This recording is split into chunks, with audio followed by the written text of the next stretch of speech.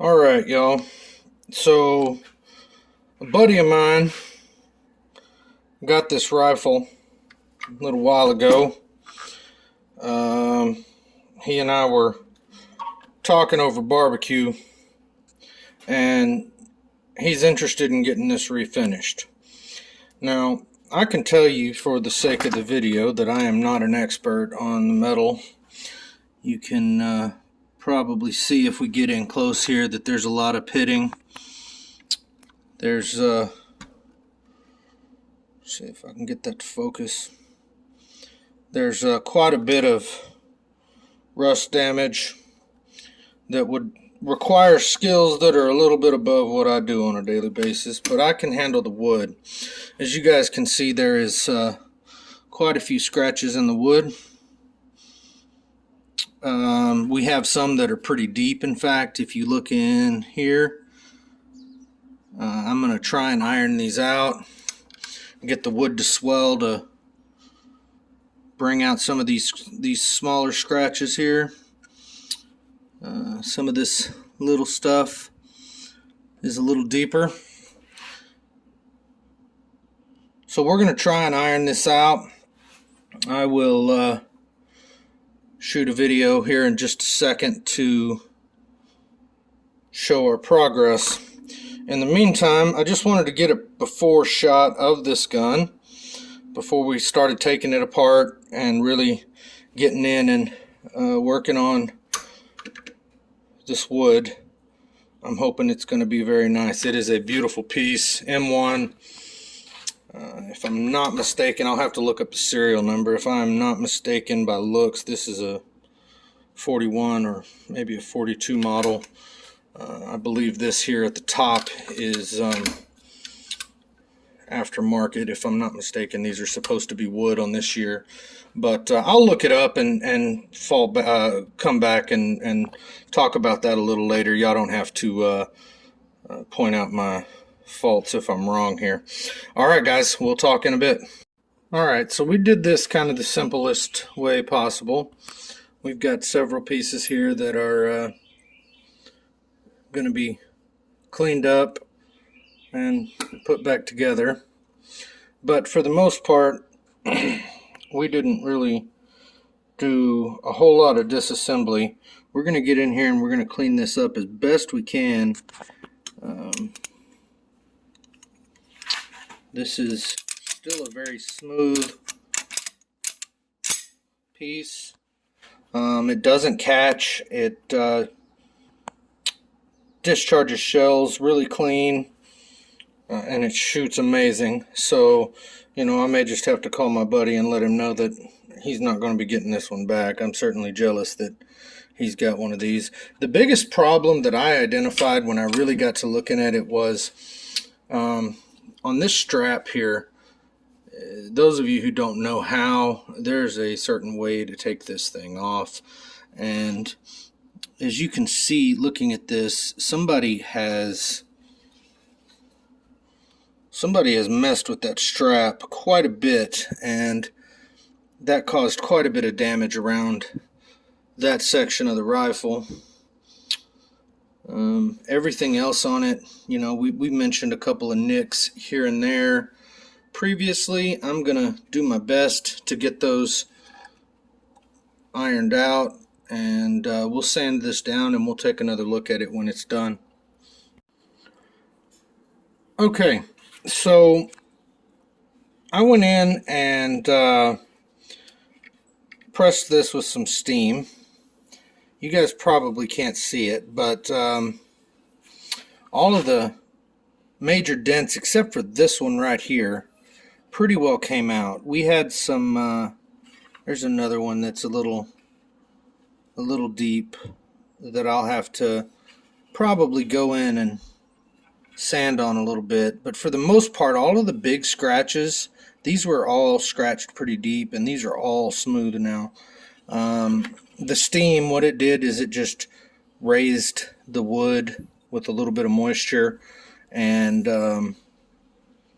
looking at this again, other than those few spots, I'm gonna have to do some Dremel work on this end here. But other than these few spots, there's another one that's going to require a little bit of extra work. All of the dents raised out, so I'm super happy with that.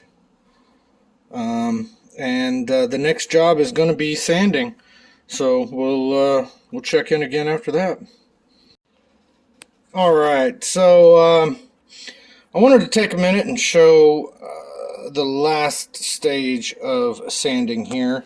I've still got a little bit of touch up on this. I'm going to go over it again with some 4/0 steel wool. You can see there's a couple of spots that were lighter than others, and I need to clean that edge up there too.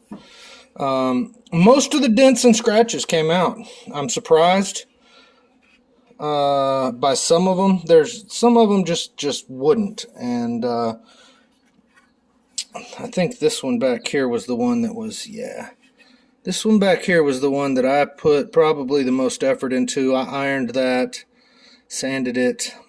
I actually had to start with quite a bit of a rougher grit. There was several coats of probably tung oil or linseed oil on this, and it got tacky after a while, so I had to wash it a few times, sand it down, take it up to a higher grit.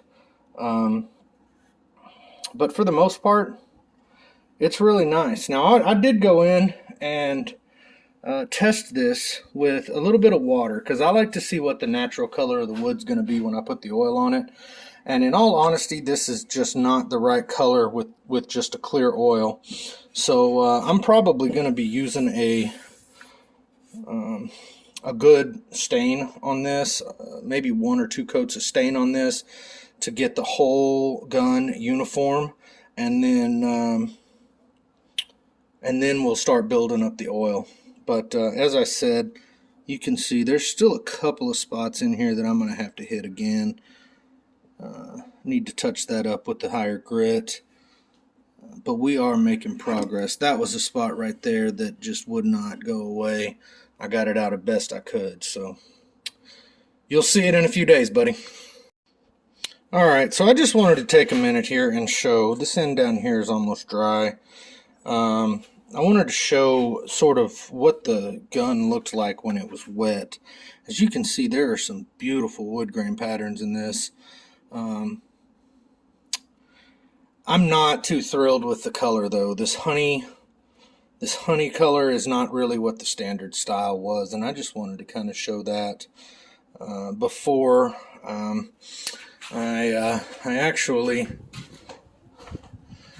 went and, let's see here, where did I put it? I may be out.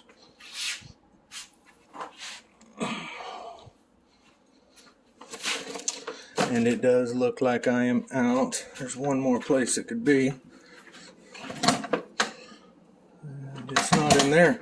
It looks like I am out of stain. So I'm going to go down to the store and I'm going to pick up probably a light stain. I feel like this needs to have just a little bit more red in it. We're going for sort of a traditional look on this, but as you can see, I just hit that with some 4/0. And this thing is smooth as a baby's butt. And then on top of that, I wet it to sort of raise the grains one more time. And I'm going to hit it again and let it dry completely while I go to the store. So this thing will be very smooth when it is finished. I hope you like it, bud. Alright, so I have done the final sanding with the 4/0, and I really wasn't, as I said in the last section, I was not super impressed with the original color of the wood on this. I really felt we could accent it a little better with a little bit of stain. So I went and I got this. I'm only showing this in case we have to do some touch-up later on. I will say this, gel stain is all they had. I personally am not a fan of gel stain, as it gets really tacky and is hard to dry. So I'm going to have to let this sit overnight. I've done 2 full coats. I could have done a little bit better job down in here. I need to clean that out just a little bit more, but I didn't want to sand it too much because your receiver was already pretty loose in there.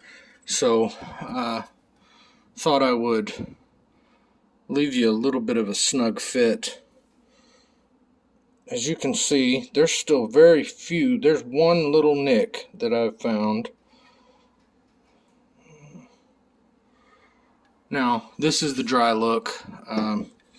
From here, we're going to put several layers of tung oil, I apologize, on this. And I'm going to put the first one on here in about an hour, and this will sit overnight. This is good stuff. I don't know if any of you guys ever use this, but that's good stuff. In the meantime, while I was waiting on this to dry, I went ahead and did some work on the metal here. It was pretty dirty. I managed to get in here and clean all this up.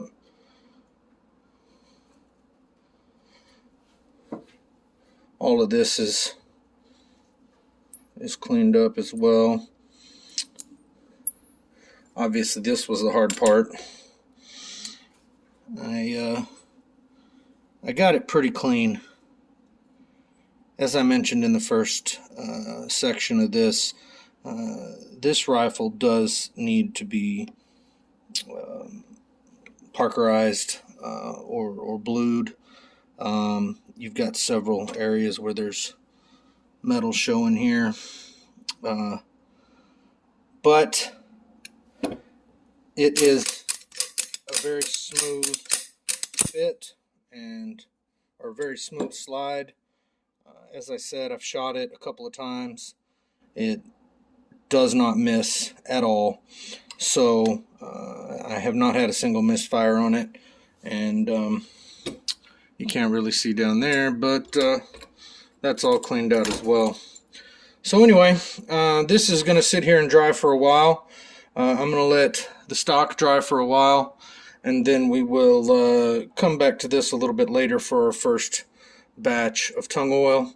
And hopefully here in a couple of days we can have this put back together and sent back home to you, bud. Talk to you later. Bye. Alright guys, so I'm gonna take a minute to show the final piece. This is the M1 that I have been refinishing for a friend of mine.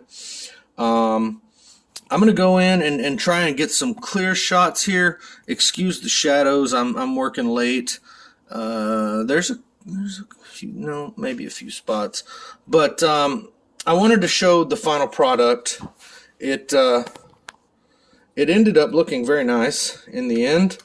I am very happy with it. As I mentioned in the last video, I am probably going to talk him out of selling me this gun. But I wanted to go through some stuff. So from the last video, on the last video, we had just applied the second coat of stain. And I'm going to be honest on this. I was not happy with the gel stain at all. It dried unevenly. It got really tacky. It took forever to dry. Of course, I got in a hurry and tried to put the third coat on it, and it would not sit correctly at all.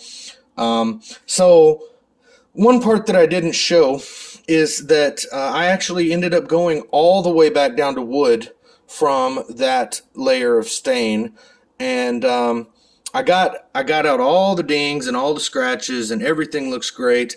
But I took it to a much higher grit sandpaper. I think it was like a 1400 or maybe even a 2000 grit sandpaper, and I took it down, and then I hit it with the 4/0 steel wool. And what happened is the oil set much lighter between coats. I did have to thin out the gel stain a little bit. I'm just gonna be honest here. If this were a commercial, I would not be advertising for gel stain. But this mahogany color after some practice, after some trial and error, we did get some really, really good color on this. After the first coat of of the mahogany stain, I ended up coming back and letting this dry. Well, I let this dry for 24 hours first, and I came back and I did 2 additional coats after that with the 24-hour drying period between each one.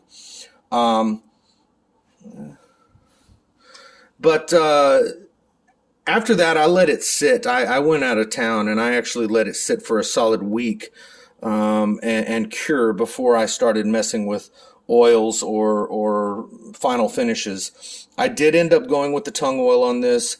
This is about 6 or 7 coats, if I'm not mistaken, with the 24-hour sit in between each one. It turned out really, really beautiful, and I'm very impressed. I think one of the things that I really love about this gun is that you can tell it's an older gun still, even though it's been refinished. This darker color here, and you see it in a couple of spots. You see it all back in here. What this is when you hold the gun, the oils from your hand build up in the wood, and so it stains much darker. And I think this side has the best. Yeah, this side you can really see it here, where just the grip of the hand on it has left the wood super smooth and a little bit of a darker color. And then you get in here and you kind of see the areas that don't get so much direct skin contact and how it's lighter. It did end up looking very nice. Now, we talked about the metal in one of the first videos. We did identify several areas that could potentially be refinished in the future, but after some WD-40 and some cleanup work and just some overall good cleaning, I was able to get this thing looking pretty nice. As I mentioned in the last video, the receiver, the lever in this is very smooth. I've never had a misfire out of it. Don't tell my buddy, but I did shoot this thing about 400 or 500 times while I had it. It was a whole lot of fun. So wanted you guys to see the final piece. I certainly love it, and I hope he does too. And we'll see what he says after that. But that's it. This is our M1 refinished. You guys have a good night.